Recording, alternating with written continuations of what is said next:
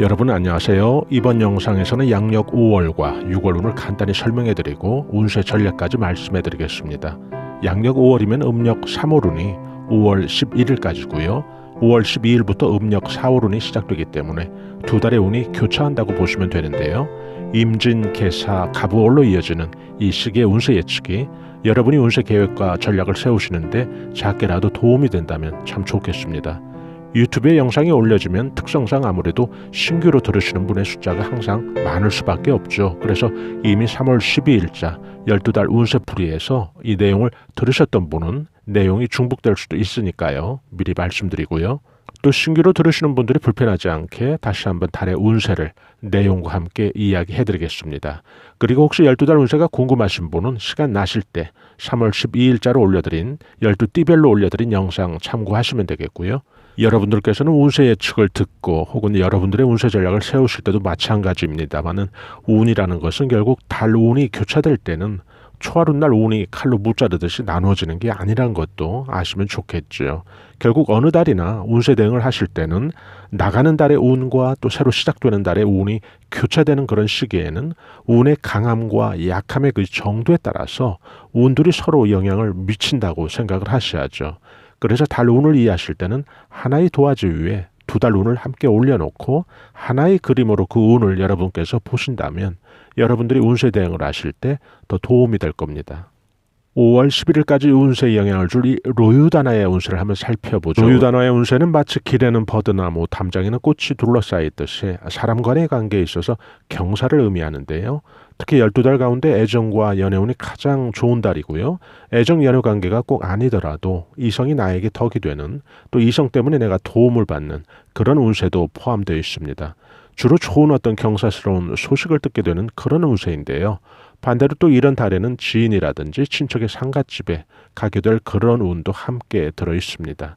직장인 같으면 직장 운이 좋아지고요. 승진, 영전, 또 변동도 이런 달이 한번 생각해 볼 수 있고요. 결국 이 달의 운의 특징은 이성 혹은 자녀로부터 듣게 되는 좋은 소식과 인덕으로 보시면 되겠죠.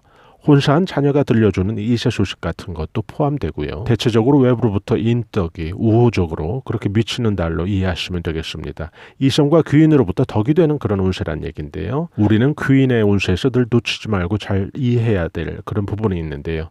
여기서 이 귀인이라고 하는 것은 자연인 혹은 인격체 한 사람 한 사람일 수도 있고, 또 그것보다 더 중요한 것은 나를 둘러싸고 있던 그런 환경들이 나에게 덕이 되고 또 이로운 방향으로 좀 바뀌었다면 바로 그렇게 바뀐 우호적인 환경과 추세도 결국 나에겐 귀인의 덕이 된 거니까 바로 그런 환경도 귀인으로 보셔야 된다는 거죠. 또 눈여겨서 보셔야 할 대목이 있는데요. 귀인이 출현할 때 새로운 귀인일 수도 있고, 또 그전에는 덕이 안 된 사람이 이런 운세에서는 여러분에게 귀인으로 바뀌어 있다는 점인데요. 그전에는 덕이 안 된 사람이라는 것은 예를 들어 나를 시기 질투했던 그런 사람도 포함된 의미거든요. 이것은 결국 나에게 유리하고 이롭게 바뀐 그런 운기 혹은 운세라고 하는 것이 얼마나 중요한지, 그리고 그 힘이 아주 강하게 모든 부분에서 영향을 미치는 것을 보여주는 거죠. 5월 11일까지 로유단화의 운세가 지배를 하고요. 5월 11일 이후부터 5월 12일부터는 음력 4월 운이 시작되기 때문에 금기포란의 운세로 바뀌는데요. 금기포란의 운세는 실속 있게 작은 것들을 품어서 나중에 옥동자를 만들듯이 큰 것을 만들 준비를 하는 그런 운세를 의미하는데요. 품는다는 것은 금전이나 실속 있는 알을 의미하기도 하고요.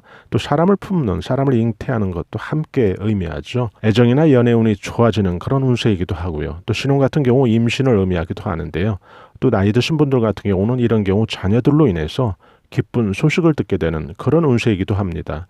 금전운도 제가 앞서 말씀드린 것처럼 작은 것을 품는다고 했듯이 실속 있게 쌓여가는 그런 것들을 의미하는데요. 여기에서 또 여러분들이 또 한 가지 잘 기억해 두시면 좋은 게 인간관계에 있어서도 결국 알을 품는 그런 정성이 필요한데요.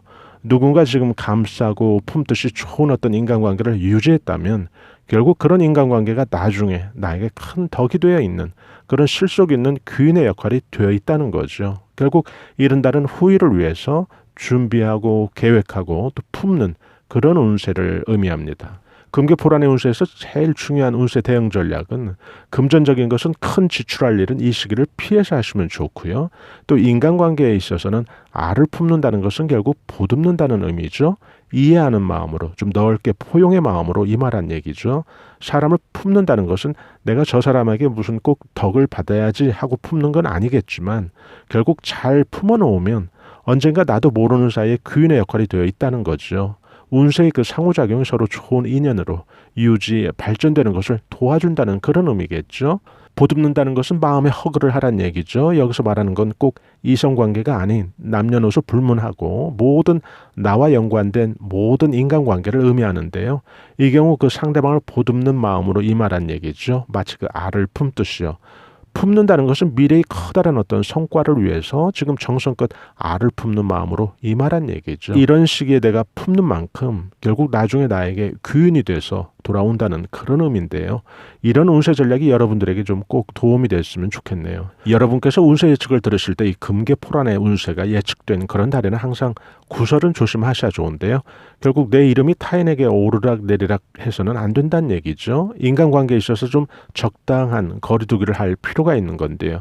무엇보다 좀 이 시기에는 황금닭이 알을 품는 그런 형국을 의미하는 것처럼 예를 들어 황금닭이 알을 품는 것에 집중하려면 시끄럽고 또 신경 쓸 일이 생기면 집중해서 알을 품을 수 없게 되겠죠. 그래서 특히 구설 같은 것을 조심하라고 하는 그런 이야기인데요. 운세 예측이 길하고 좋은 운으로 나온 달에는 여러분께서도 좀 집중해서 그 운세 대응을 하실 필요가 있는데요. 그런 때는 좀 적극적인 그런 행동과 또 전략을 세우시면 참 좋겠죠. 예를 들어 여러분이 이런 시기에 받지 못한 어떤 외상값이나 물품대 혹은 임금, 자재값, 기타 다양한 어떤 채권, 채무관계에서 해결되지 않던 그런 돈들도 이런 달에는 유리하게 해결될 수 있으니까요. 이런 때는 결국 가만히만 계시면 안 되고 상대방들에게 전화나 문자라도 여러분께서 하신다면 여러분의 운이 길하고 강할 때는 여러분들의 그런 행동만으로도 운이 여러분에게 이익을 주는 쪽으로 작용을 한다는 얘기죠. 그래서 이렇게 좋은 운세에 또 여러분께서 구체적인 그런 운세 대응까지 함께 병행하신다면 결과는 더 나아지겠죠. 지금 설명드린 금계포란의 운세가 6월 상순까지의 운이라면 6월 중순부터 또 새로운 운이 들어오겠죠. 6월 중순부터 시작될 새로운 운은 맹인실장의 운세인데요. 맹인실장의 운세라는 것은 지팡이를 짚고 가던 장님이 지팡이를 잃어버린 그런 운세를 의미하죠. 좀 조심해야 되는 달로 여러분들께서 기억하셔야 되는데요. 앞길에 느닷없이 생긴 걸림돌, 장벽을 슬기롭게 헤쳐나가는 그런 또 운세 전략이 필요한 달입니다. 장님에게 지팡이가 없어졌으니 그 순간 앞길에 대한 불확실성이 커진 것을 의미하겠죠. 이런 달에는 그래서 신중하게 도처에 불리하게 조성된 그런 위험 구간을 여러분께서 잘 살펴서 건너야 될 텐데요.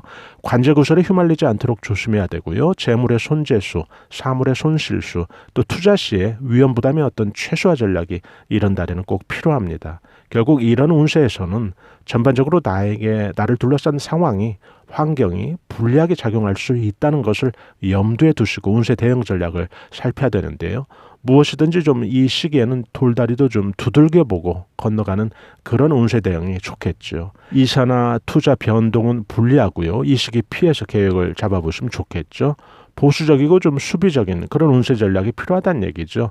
사람 조심, 사기 조심, 건강 조심 이런 것들은 항상 여러분께서 염두에 두셔야 되고요. 다음에 또 돌아올 좋은 어떤 운을 준비를 해야 되겠죠. 오늘 영상이 용띠 여러분들의 운세 전략을 세우시는데 작게라도 도움이 된다면 참 좋겠습니다.